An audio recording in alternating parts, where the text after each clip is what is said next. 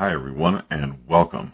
Today I'm going to share with you one of my favorite topics, and that's my 5 rules for using prologues, or rather, not using prologues.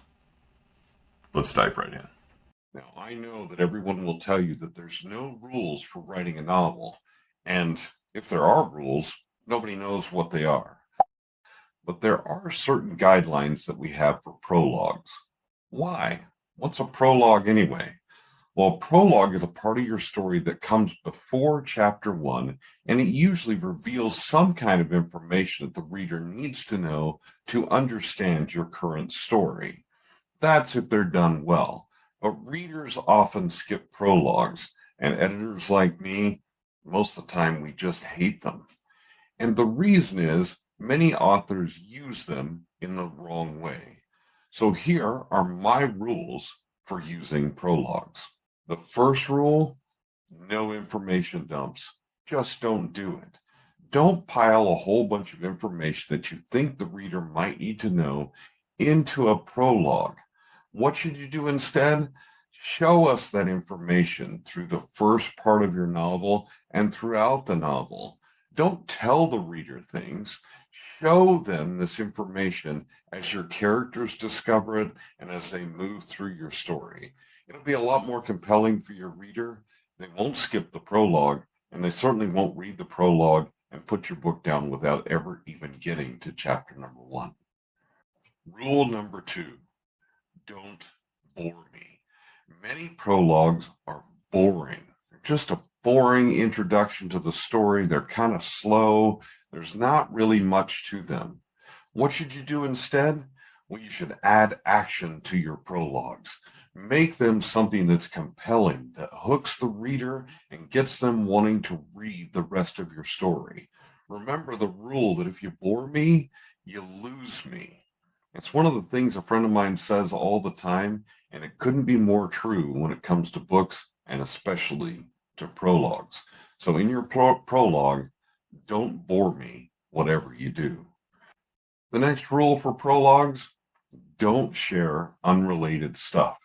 Sometimes an author will share a story that's completely or barely related to the story in their book as a part of the prologue, kind of like a teaser or something to hook the reader that they feel will compel them to read on. But it doesn't work. It's only confusing. We want to get right to the story and to things that are relevant to the story. So don't share unrelated material in a prologue. Instead, make sure your prologue relates directly to your story and it brings the reader forward into something that they want to read. Now, to go along with the boring rule, don't write long prologues. We don't need a long introduction to your story. We just need to get to the good stuff. We need to get to where things really start to happen.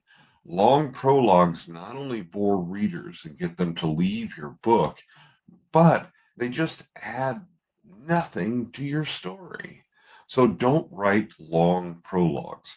Write short prologues that only give the reader the information that they need to know to read your story. The final don't rule with prologues, don't use your prologue for world building. And some people will say with fantasy and sci-fi, but I need to let the reader know where we are and what we're doing and what this world looks like. That may be true, but you can do that better by showing them the world through your main character's eyes rather than telling us about the world and using a prologue for world building. Besides, if a reader skips your prologue because it looks too long or maybe the beginning of it is boring, they'll miss all that world building anyway. And then when they start the story, they'll just be confused. So don't use your prologue for world building. Now, every time I talk to a group of writers about prologues, there's at least someone that disagrees with me. And that's perfectly okay. If you disagree with me about prologues, let me know in the comments below and let me know why. And if you have questions about prologues or you just want to chat about it, drop that in the comments below as well.